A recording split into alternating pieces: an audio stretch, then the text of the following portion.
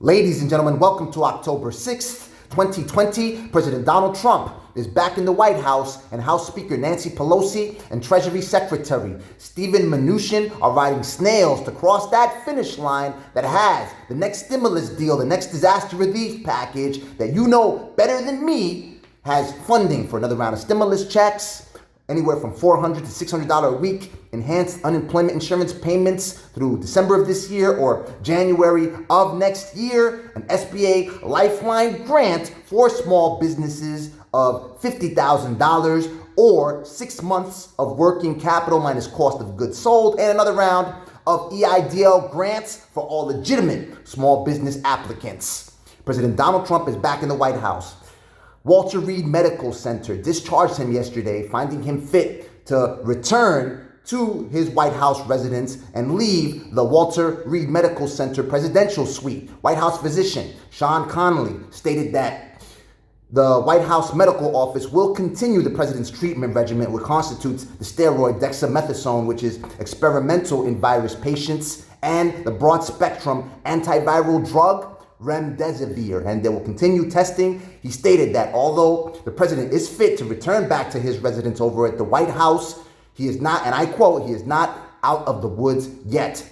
Sean Connolly stated there was back and forth between the discussions that President Donald Trump, these vigorous discussions that President Donald Trump held, reportedly, according to Dr. Connolly, with doctors, including infectious disease experts, about his illness. The doctor refused to comment on when was the last time that the president tested negative for the virus or what his lung scans show after doctors over at Walter Reed Medical Center administered oxygen to the president on Friday and Saturday. The president went on Twitter telling people that do not be afraid of the virus, do not let the virus dominate their lives, and you will beat this thing. While the virus has killed over 210,000 people, ladies and gentlemen.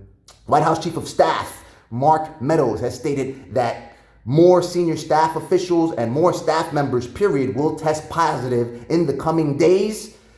As you know, yesterday, White House Press Secretary Kayleigh McEnany reported testing positive for the virus, and she had stated that she tested negative multiple times prior to testing positive. A number of senior staff officials and lower level staff members over at the White House have also tested positive. They've been ordered to quarantine, so the president is practically returning to a ghost town. The president also stated that he's potentially immune to this. That's his quote. That's what he said, that he's potentially immune to this virus while he tested positive. House Speaker Nancy Pelosi stated that she was on a call yesterday. Actually, Politico reported that White House Speaker Nancy Pelosi was on a call yesterday with Democrats, stating that negotiations with Treasury Secretary Steven Mnuchin on the Trump administration were moving very slowly. As you know, as per yesterday's video, both parties were on a call, an hour-long call at 11:30 a.m., and they were discussing the details and costs of the proposals and provisions in both proposals. As you very well know, the administration wants a $1.6 trillion deal calling for $250 billion for state and local governments, $400 a week enhanced unemployment insurance payments, and of course another round of stimulus checks and business liability protections that you very well know Democrats stand adamantly opposed to. Why? Because they are in the pockets of the Trial Lawyers Association that want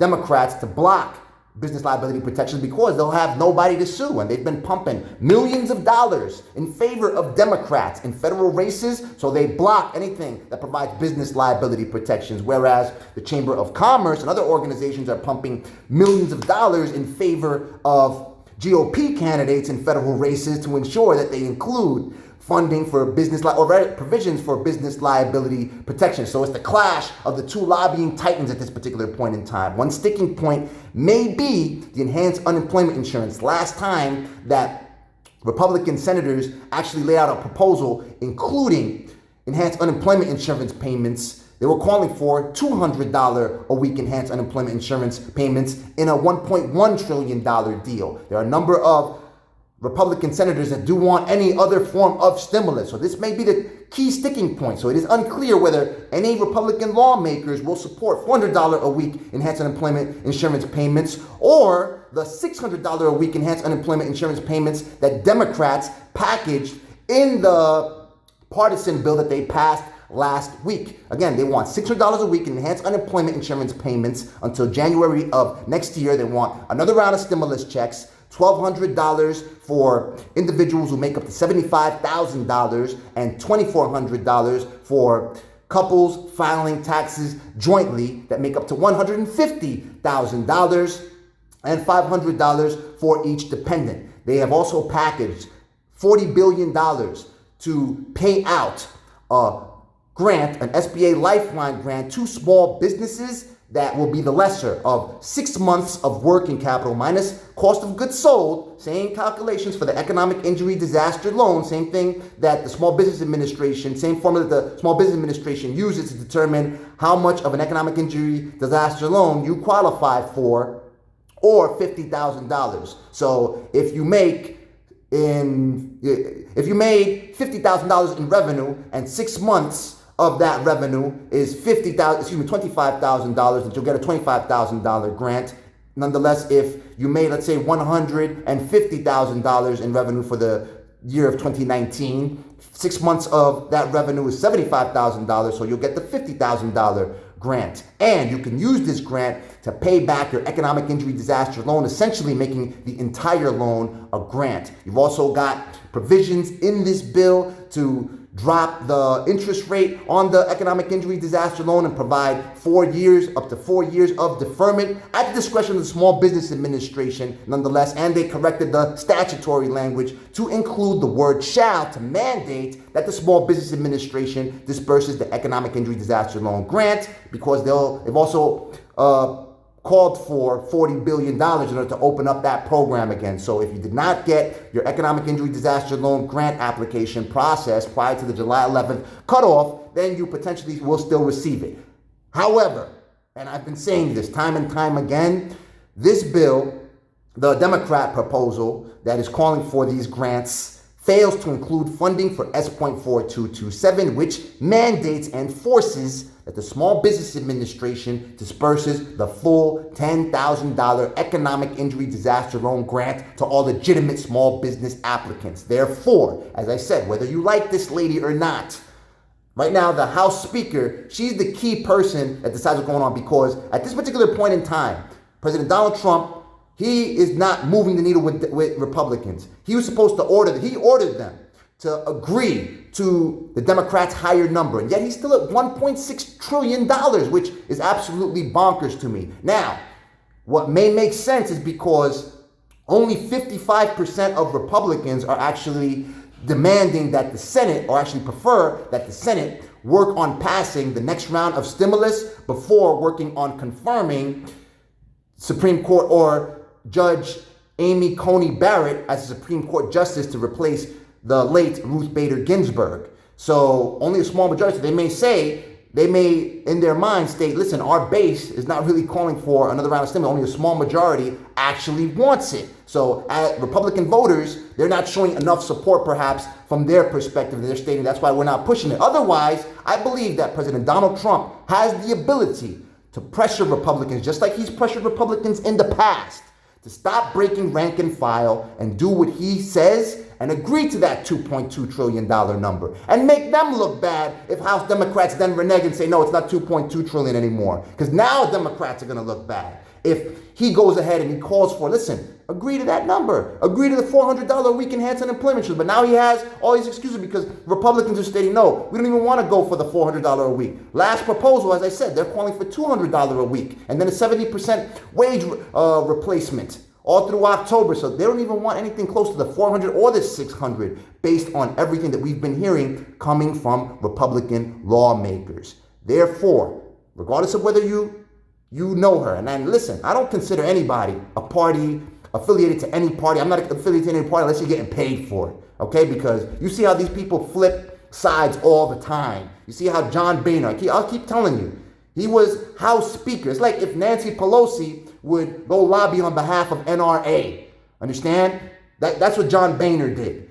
He was Republican House Speaker, a Speaker of the U.S. House of Representatives, and now he's a lobbyist for the cannabis industry, ladies and gentlemen. And you know, Republicans stand adamantly opposed to anything. That's why that was their argument to call and label the HEROES Act a Democrat wish list, because they mentioned cannabis, what was it, like 600 times or whatever the case may be. All of these times, all of these things that did not have to do with disaster relief funding and for help for Americans and for small business owners. So, being that this bill fails to provide funding for S.4227, mandating that the Small Business Administration disperses the full $10,000 economic injury disaster loan grant to all legitimate small business applicants, go ahead and hit her up. Speaker.gov. Hit the contact page. Listen, and I read the comments yesterday. I don't think she cares about anybody.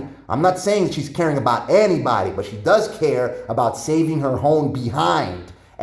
But if she has the power to do it and she blatantly ignores it, then you have a reason to take her out. And if enough people come together and demand that she packages funding for the Small Business Administration's full disbursement of the $10,000 economic injury disaster loan grant to all legitimate small business applicants, then she's at fault, ladies and gentlemen. So go ahead, put her on the hot spot. Not because I think that she's going to care because I favor a Democrat. I don't favor any of them. Go ahead and hit up Treasury Secretary Steven Mnuchin and tell him to package it. I haven't seen anything coming from the Republicans in regards to the EIDL grant. So that's why I'm saying, if she's talking about EIDL grants at $50,000 and EIDL grants at $1,000 per employee or whatever, or anything pursuant to the CARES Act, as the updated HEROES Act is lining up in their proposal, then go ahead and tell her, package funding, the $80 billion required so the Small Business Administration disperses the full $10,000 economic injury disaster loan grant to all legitimate small business applicants. And if you hate the lady so much that you can't even send her,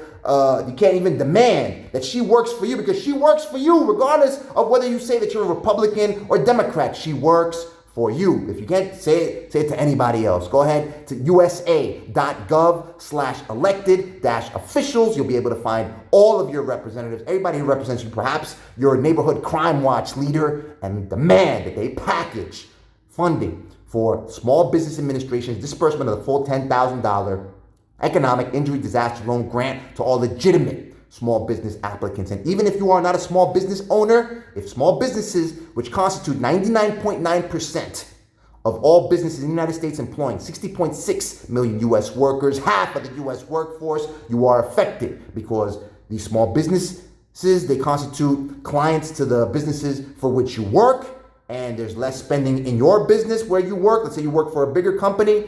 If they're receiving less revenue, they're more likely to lay people off, and the entire economy is simply dead, ladies and gentlemen. Let me know what you think. Drop your comments in the comment section below. Watch this video right here for more economic injury disaster loan grant and stimulus coverage. Click the like button if you like the video. Click the subscribe button to stay on top of my findings. We report like no one else will and mobilize like no one else will. As you've seen that we've opened lines of communication and been able to secure press coverage for S.427 in the New York Times, Politico. We do everything that we can to stop at nothing until each and every one of you is funded with everything for which you are eligible to save your families, feed your families, save your businesses, keep your employees on payroll, to ultimately save this country. May God bless you. May God bless the United States of America and everybody else on this planet. Talk soon.